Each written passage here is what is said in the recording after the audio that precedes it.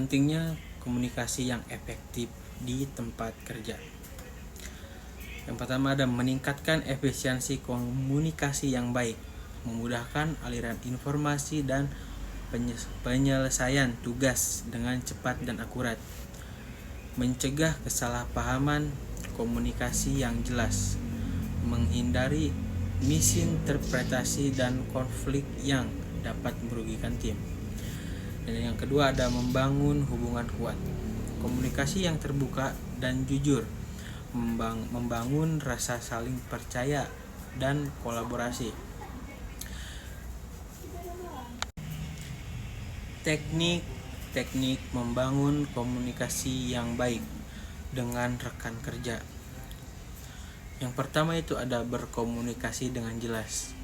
Gunakan bahasa yang mudah dipahami dan hindari jargon atau istilah teknis. Yang kedua ada menjadi pendengar yang baik. Perhatikan dengan seksama apa yang disampaikan oleh rekan kerja dan jangan menginterupsi. Yang ketiga ada memberikan umpan balik, berikan feedback yang konstruktif dan bermanfaat bagi rekan kerja. Yang keempat ada menjadi terbuka dan jujur, berkomunikasi dengan jujur dan terbuka untuk menerima kritik dan saran. Manfaat disiplin kerja bagi produktivitas dan pencapaian tujuan. Meningkatkan efisiensi disiplin kerja membantu mengerjakan tugas dengan fokus dan menyelesaikannya tepat waktu. Meningkatkan kualitas kerja, disiplin kerja mendorong ketelitian dan tanggung jawab sehingga menghasilkan hasil kerja yang lebih baik. Meningkatkan kerjasama, disiplin kerja menciptakan lingkungan kerja yang terstruktur dan mendukung kolaborasi. Menetapkan standar disiplin kerja yang jelas. Aturan dan prosedur. Buat aturan dan prosedur yang jelas tentang waktu kerja, absensi, dan tata tertib. Target dan KPI. Tetapkan target dan KPI, indikator kinerja utama yang realistis dan dapat dicapai oleh semua anggota tim. Sistem penilaian. Terapkan sistem penilaian yang adil dan transparan untuk mengukur kinerja dan disiplin kerja. Strategi membangun budaya disiplin di lingkungan kerja. Yang pertama itu ada keteladanan. Pimpinan menjadi contoh dalam disiplin kerja untuk memotivasi tim. Yang kedua itu ada komunikasi terbuka, komunikasi yang jujur tentang pentingnya disiplin kerja. Yang ketiga itu ada sistem reward dan punishment. Tetapkan sistem reward yang punishment yang adil untuk mendorong disiplin kerja. Dan yang keempat itu ada pemberdayaan.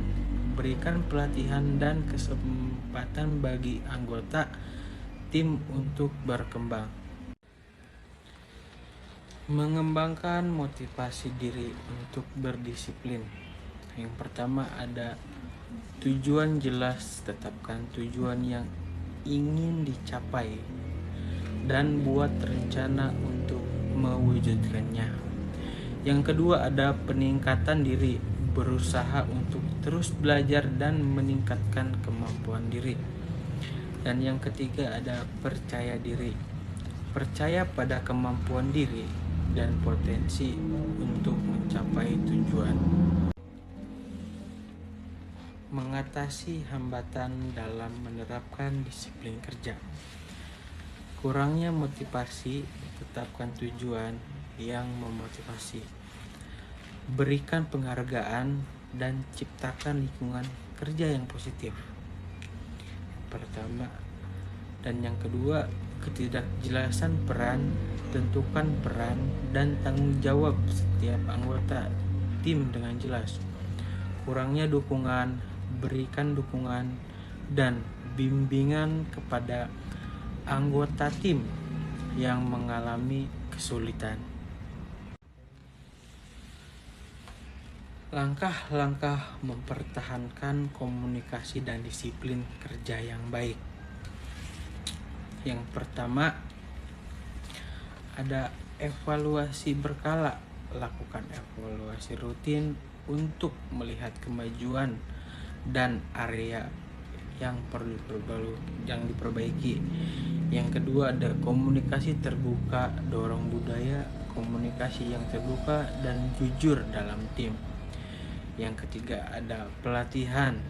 Berikan pelatihan yang berkelanjutan untuk meningkatkan keterampilan dan pengetahuan. Materi yang selanjutnya adalah ada motivasi dan kepuasan bekerja. Di sini ada definisi dan pentingnya motivasi kerja. Motivasi kerja adalah kekuatan yang mendorong karyawan untuk melakukan tugas dan mencapai tujuan organisasi. Motivasi yang tinggi menghasilkan produktivitas dan kinerja yang baik.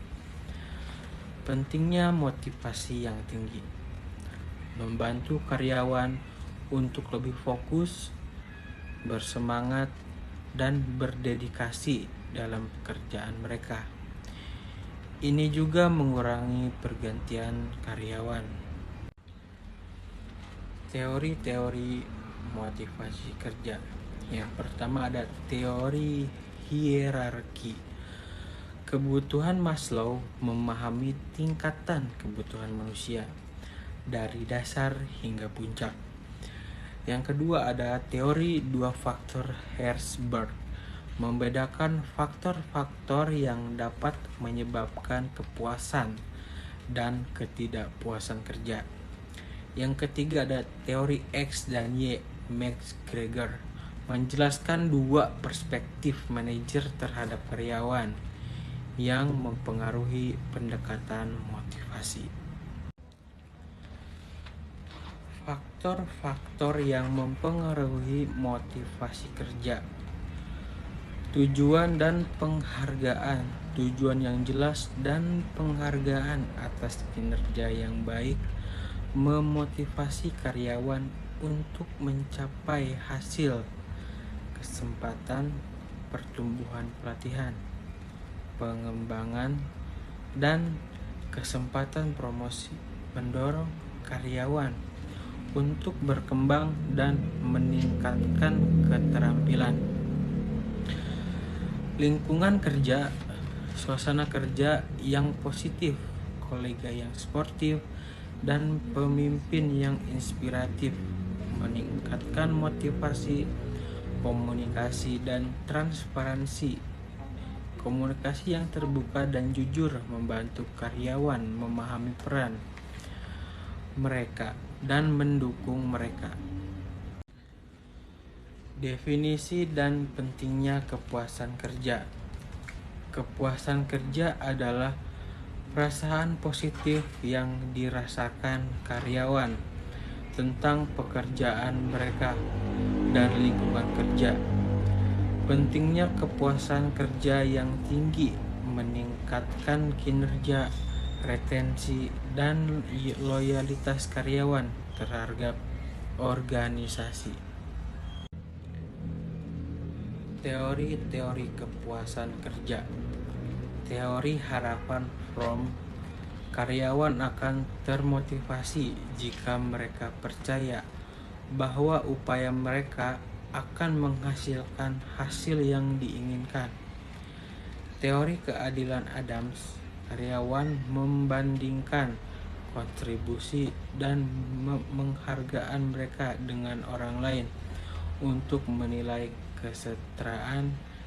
Teori karakteristik pekerjaan Heckman dan Oldham, pekerjaan yang menantang, beragam, dan memberi otonomi meningkatkan kepuasan.